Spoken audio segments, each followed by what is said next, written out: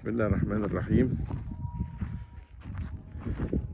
احنا هنا في الكيلو 58 نصور في قطعة أرض 2 فدان.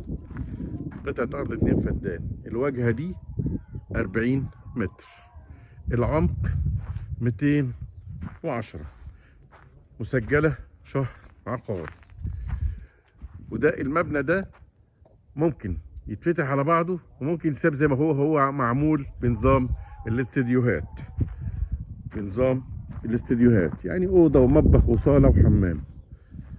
مبنى كبير مش قليل، مرخص، معمول هنا الأرض لاندسكيب، مصورة سور حديد، وده سور وادي سور، يعني الأرض كلها متصورة تمام. الأرض الزراعات اللي فيها زيتون غالبا، يعني ده إذا كنت أنا شايف كويس يعني.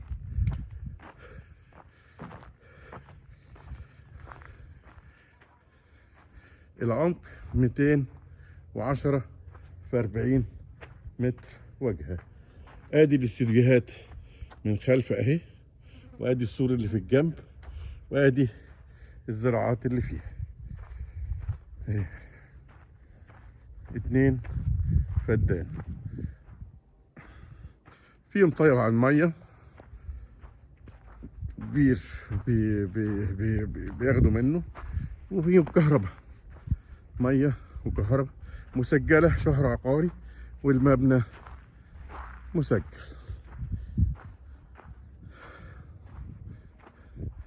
في الاخر خالص كده في استراحات للعمالة. اخرنا السور اللي هناك ده، وادي السور ده اهو، والسور ده اهو.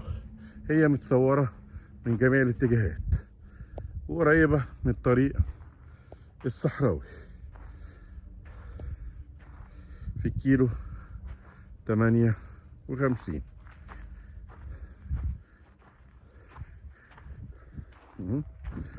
نحاول نوصل لهناك كده، نقرب شوية.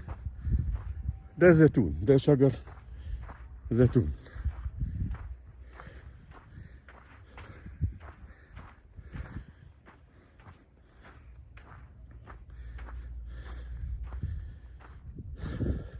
واللي على اليمين ده مبنى، واللي على الشمال ده مبنى، يعني ممكن استراحة أو عامل، مهندس وعامل، وغالبا ممكن يتعمل فيها أي نشاط.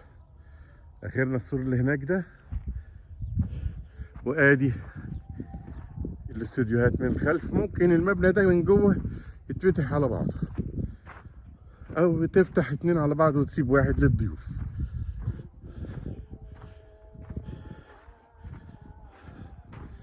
اهي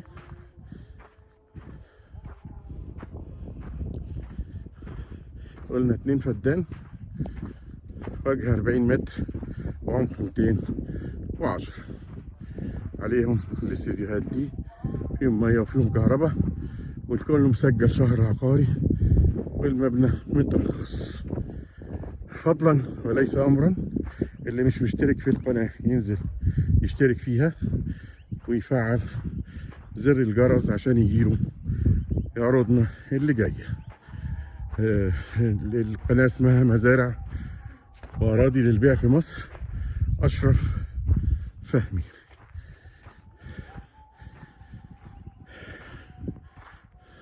رقم التليفون 010 61 10 55.